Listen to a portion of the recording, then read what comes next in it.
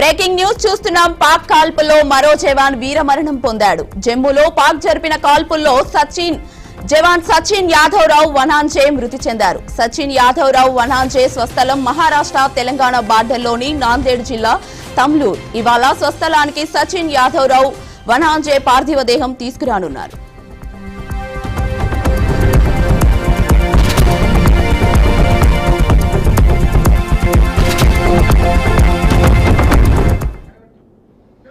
పాకిస్తాన్ యుద్ధం చేస్తోంది, కానీ పాకిస్తాన్ ఎదురుబడి కాల్చేంత ధైర్యం కానివ్వండి, అంత సాహసం కానీ చేయకుండా ఏదైతే మనం గతంలో నుంచి కూడా చూస్తున్నామో దొంగ దెబ్బ తీసే ప్రయత్నం చేస్తుంది. అందులో భాగంగానే భారత్ చేస్తున్న యుద్ధం అయితే పాకిస్తాన్లో ఉన్న ఉగ్రవాదుల మీద అయితే, పాకిస్తాన్ చేస్తున్న యుద్ధం మాత్రం భారత జవాన్ల మీద, అలాగే భారత్లో ఉన్న సామాన్య ప్రజల మీద.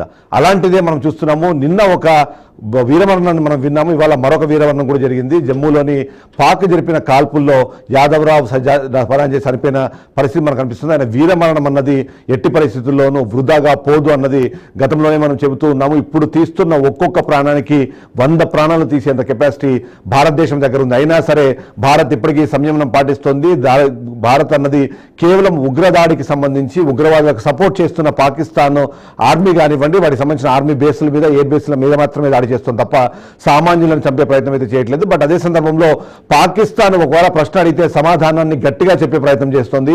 అది సరిహద్దుల్లో ఉన్న ఆర్మీకి సంబంధించిన రేంజ్ల మీద అయితే కాల్పులు జరుపుతున్నారో వాళ్ళకి ధీటైన జవాబు చెప్తుంది. ఓవైపు మోటార్లతోనూ మరోవైపు బుల్లెట్లతోనూ విరుచుకుపడుతున్నా సరే భారత్ వాళ్ళకి గట్టి సమాధానం చెప్తోంది. కాబట్టి ఇలాంటి ఘటనలు జరుగుతున్నాయి. అంతేకాకుండా ఇప్పటికే మనం చూస్తున్నాము, భారత్ అన్నది యుద్ధానికి సిద్ధమైపోతుంది. దానికి సంబంధించిన బెటాలియన్లు ఇప్పటికే తరలిస్తున్న నేపథ్యంలో ఎప్పుడైనా సరే పూర్తి స్థాయిలో యుద్ధానికి దిగితే అప్పుడు లెక్క చూసుకోవడం మాత్రమే పాకిస్తాన్ పని అవుతుంది. మనకి